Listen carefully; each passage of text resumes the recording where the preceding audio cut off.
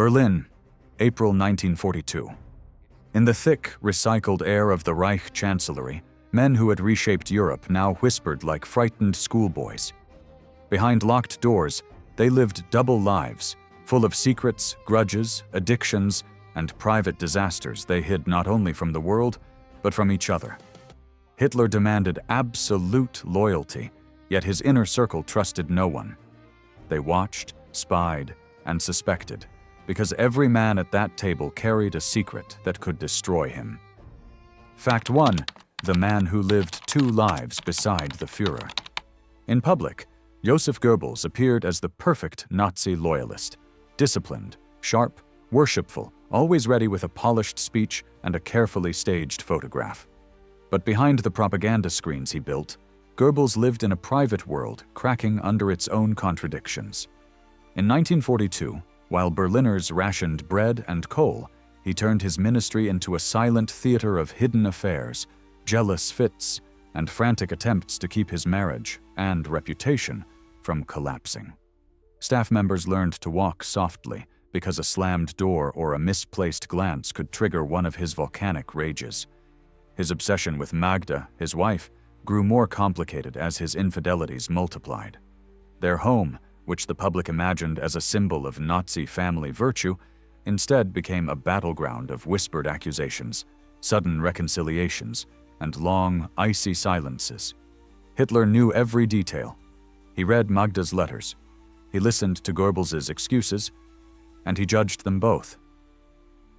The Führer hated scandal, hated unpredictability, and he reminded Goebbels often that a propaganda minister must not become a headline himself. So Goebbels lived two lives: the public servant who preached national sacrifice, and the private man who spent nights pacing through his ministry, terrified that one more argument, one more affair, one more wrong word could cost him the only thing he valued more than power: Hitler's approval. He hid his vulnerabilities from the generals, his jealousy from his staff, and his fear from Magda. But in the end, everyone around him felt it. They saw a man fraying at the edges, terrified that the myth he built might collapse, and take him with it. This was the secret life of the Reich's chief storyteller, a man who could control the emotions of millions, but not the chaos in his own home. Fact 2. Himmler's quiet obsession. He told no one about to the world. Heinrich Himmler looked like the cold architect of terror, hard, efficient, surgically detached. But beneath the polished black uniform and the rehearsed confidence lay a secret that almost no one inside Hitler's circle understood. Himmler wanted to be seen not as a commander, but as a visionary. He filled his private hours with rituals, superstitions, and a growing belief that he alone was chosen to reshape German destiny. In his office at the SS headquarters, between death lists and deportation orders, he kept notebooks filled with runes, medieval symbols, and sketches of imagined Germanic ancestors. To his subordinates, these were cultural studies. In truth, they were fragments of a parallel world he lived inside, one where he was not a bureaucrat, but a kind of modern priest-king. He lectured trusted aides on reincarnation. He believed leaders from ancient Germanic tribes whispered through history to him. And he spent nights walking alone in forests near Berlin, convinced that silence helped him hear the past. But he concealed most of this from Hitler. Himmler sensed that the Führer tolerated his mysticism only as long as it helped the regime. Hitler mocked astrology, ridiculed occultism, and dismissed any hint of personal revelation that might threaten his own myth. So Himmler created layers of secrecy. His rituals were held after midnight. His runic room at Wewelsburg Castle was locked. His private research files were kept in safes. No aide was allowed to open. Around the conference table, the general saw only a man with perfect posture, tight gestures, and a face carved from stone. None of them suspected the truth, that the second most powerful man in the Reich lived in quiet panic that his spiritual world, his imagined destiny, would be exposed and ridiculed. It was a fear that followed him until the end, a shadow seated beside him in every meeting, whispering that one wrong word could destroy the authority he pretended came naturally. This was Himmler's hidden life. Not fear of enemies, but fear that the veil covering his private fantasies might slip. Fact 3. Göring's empire of denial. Hermann Göring walked through the Reich as if gravity did not apply to him. His uniforms shimmered with medals he awarded himself. His voice boomed across marble halls, and his appetite, for food, for art, for comfort, seemed limitless. But buried beneath the mountain of silk robes and stolen paintings was a secret that almost everyone around Hitler sensed but dared not name. Göring was slowly losing control of himself. In 1943, his private train carried not only officers and servants, but trunks of morphine tablets disguised as medical supplies. He swallowed them daily, a dependency born from wounds of the First World War and fed by years of self-indulgence. To his staff, he insisted they were vitamins. To Hitler, he hid the habit behind bravado and loud laughter.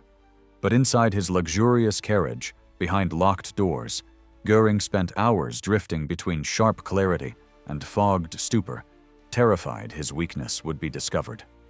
The Luftwaffe was collapsing by then. Pilots exhausted, fuel scarce, factories burning under Allied bombs. Yet Göring continued to host lavish dinners in Karen Hall, his sprawling forest estate. Tables overflowed, fireplaces glowed, conversation was forced. His inner officers knew the truth. Their chief lived in a world carefully crafted to protect him from reality. But no one contradicted him, not openly. A man who felt challenged might lash out, or worse, talk to Hitler.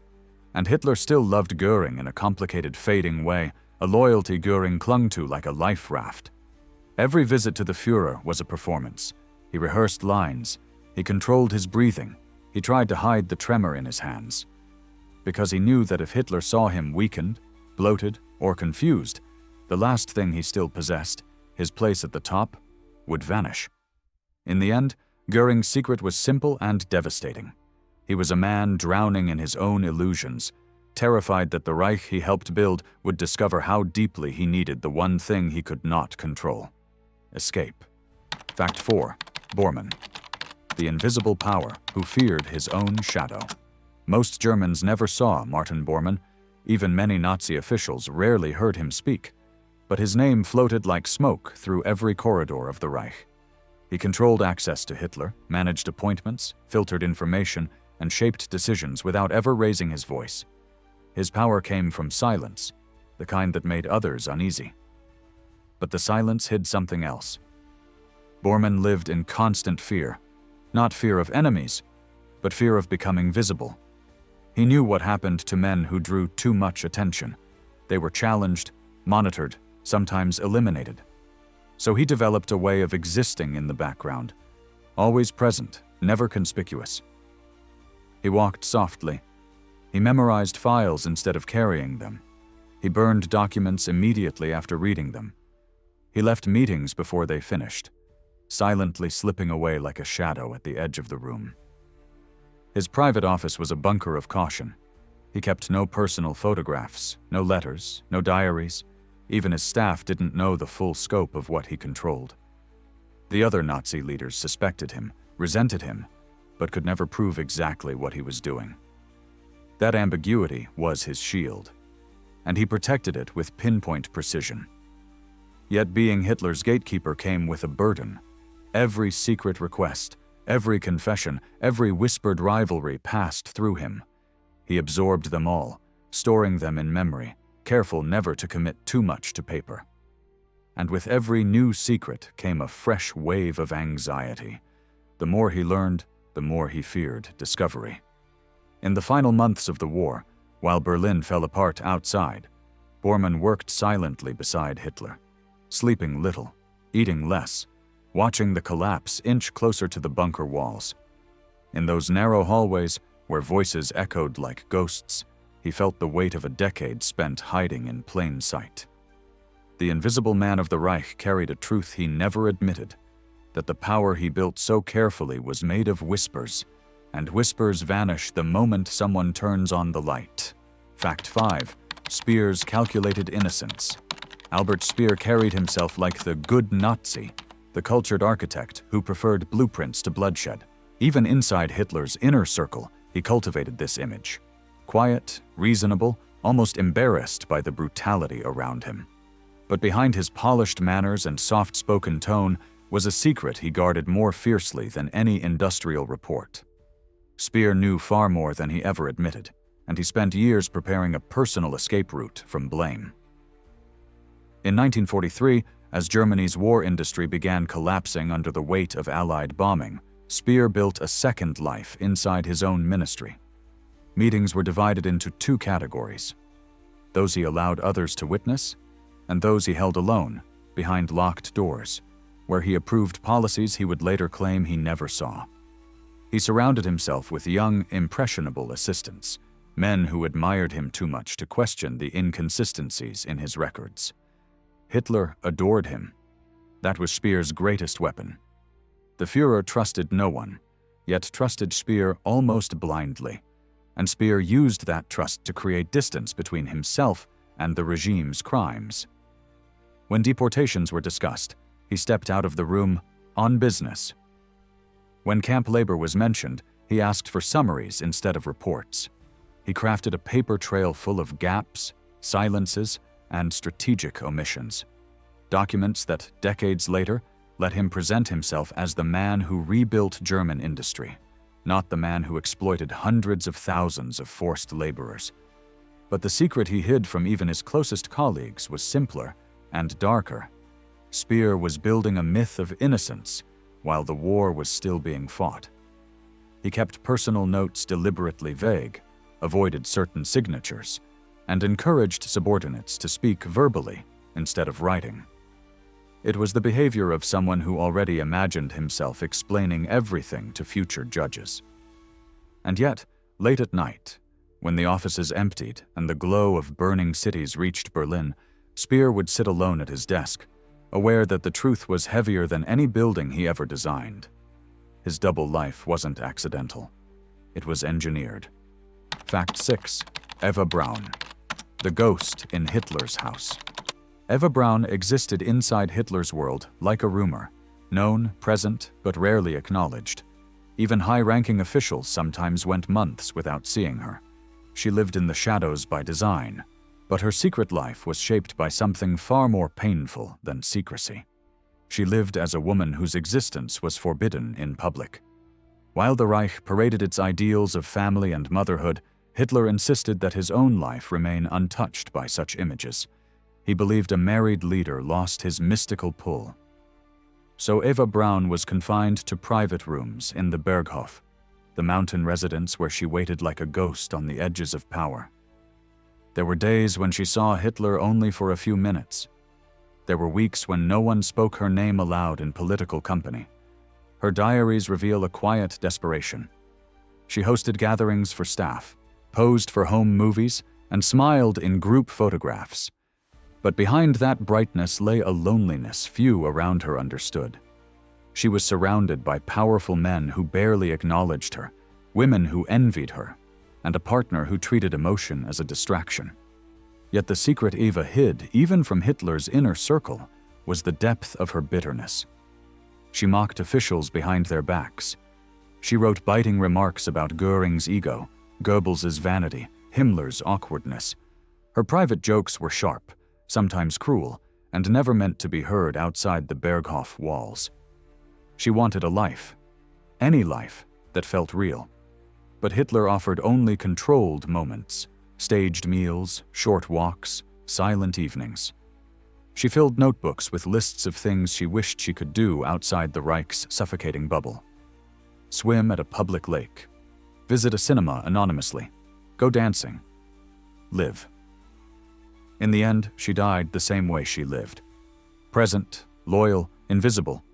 A woman trapped inside a world where she was allowed to love a man, but never allowed to exist beside him. Fact 7. Ribbentrop's secret. Fear of being ignored. Joachim von Ribbentrop projected the airs of a diplomat who believed he belonged in every grand room of history. He bragged about his travels, exaggerated his friendships, and insisted he could charm world leaders by sheer force of confidence. But underneath that polished exterior, beneath the tuxedos, the forced smiles, and the awkward attempts at sophistication, lay a truth no one in Hitler's circle ever forgot. Ribbentrop was terrified of being irrelevant. Though Hitler appointed him as foreign minister, Ribbentrop quickly discovered that real diplomacy in the Third Reich wasn't negotiation, it was obedience. And that realization triggered something deep in him. He began overcompensating. He carried thick folders into meetings to appear important. He memorized names of ambassadors he'd never meet. He pretended to have secret back-channel communications that didn't exist. Behind closed doors, however, he was anxious. He paced. He rehearsed lines. He asked aides whether Hitler looked displeased. And any hint of criticism, real or imagined, sent him spiraling into paranoia. He complained to trusted staff that the others undermined him, that Göring insulted him, that Himmler plotted against him. In reality, most barely tolerated him. The great secret Ribbentrop carried was rooted in his earliest days. He had no natural place in the inner circle. He wasn't a war hero. He wasn't part of the early movement. He didn't share their bonds of loyalty or shared struggle. He had bought his way into Hitler's orbit, financially, socially, and through relentless self-promotion. And he lived every day afraid the others would remind him of it. So he became what they whispered, an insecure man wearing the costume of a statesman. He negotiated treaties he barely understood. He clung to Hitler's praise, like oxygen. And when the war turned against Germany, he became convinced that only he could convince foreign powers to save the Reich, a delusion that isolated him even further. In the final days, he begged for meetings, sent letters, made frantic plans, but no one listened. His greatest fear, the terror that followed him through every banquet hall and map room, finally became real. He simply did not matter. Fact 8. Goebbels' circle of spies, the secret surveillance. No one spoke about everyone inside Hitler's inner circle suspected someone was watching them. Few realized that Joseph Goebbels had built a quiet network to ensure it. While his ministry controlled newspapers, radio, film, and public speech, Goebbels also collected information that had nothing to do with propaganda and everything to do with survival. By 1942, the propaganda ministry kept private files on almost every major figure in the Reich. Their grudges, their affairs, their complaints, their failures. Officially, these notes were political assessments. Unofficially, they were leverage. Goebbels used chauffeurs, phone operators, and junior secretaries to pass him details from places he himself never visited. When a general criticized Hitler at a private dinner, Goebbels knew within hours. When a high-ranking official complained about shortages or late war chaos, a note appeared on Goebbels' desk before sunrise. He never told Hitler how he gathered such information. Hitler simply assumed he had instincts. The truth was far less mystical and far more dangerous. Goebbels listened to his own circle the way a doctor listens to a heartbeat, searching for signs of weakness. Those being watched rarely suspected the scale of it. Even Himmler, master of the SS security apparatus, underestimated the reach of Goebbels' informal system. Speer complained once about shortages of aluminum. The next day, Goebbels referenced the remark casually in conversation, forcing Speer into an uncomfortable silence. Göring mocked Goebbels' height during a private lunch. 2 days later, a negative story about Göring's lavish lifestyle circulated internally, its origin unclear, but its message unmistakable. Goebbels' secret life was built on information, tiny pieces he collected like a nervous man collecting weapons in a collapsing house. He feared the inner circle as much as he served it. Every file he built, every note he copied, every second-hand whisper he documented was another shield between him and the men he considered rivals. In the end, Goebbels didn't just manipulate Germany's view of the war, he manipulated the people closest to Hitler, turning their secrets into his own form of power. Fact 9. The doctors who kept Hitler alive and terrified Hitler surrounded himself with physicians, but none held more influence or hid more secrets than Dr. Theodor Morell. To Hitler's generals, Morell looked like an embarrassment, sweaty, nervous, and constantly smelling of disinfectant. But Hitler trusted him completely, and that trust gave Morell access no one else enjoyed. His secret was not loyalty, it was chemistry. Morell administered daily injections of stimulants, sedatives, hormones, and experimental compounds. Some were harmless vitamins, others were dangerously addictive. Hitler never asked questions. He only wanted results: energy, calm, relief from trembling hands and sleepless nights. Morell kept detailed notes on the Führer's medical decline, but he shared almost none of it. Even the inner circle didn't know the full cocktail of substances Hitler relied on. When generals noticed Hitler's shaking or sudden mood swings, Morell explained them away. Temporary exhaustion, digestive strain, seasonal nerves. In reality, the dictator of Germany depended on a chemical routine that grew heavier as the war grew darker. Morell himself lived in fear.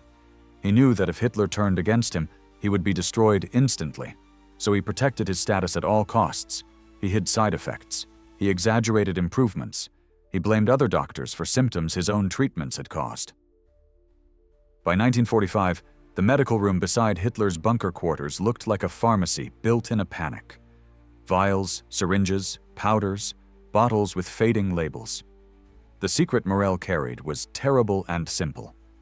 The most powerful man in Europe was held together by injections, stimulants, and a doctor who feared losing his position more than he feared the consequences of his treatments.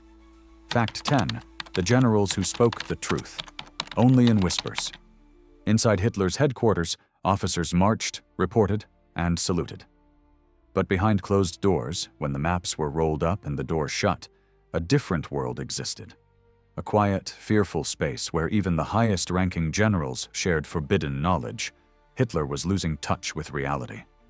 Field marshals whispered it carefully, like men afraid of their own voices. They knew Hitler despised pessimism.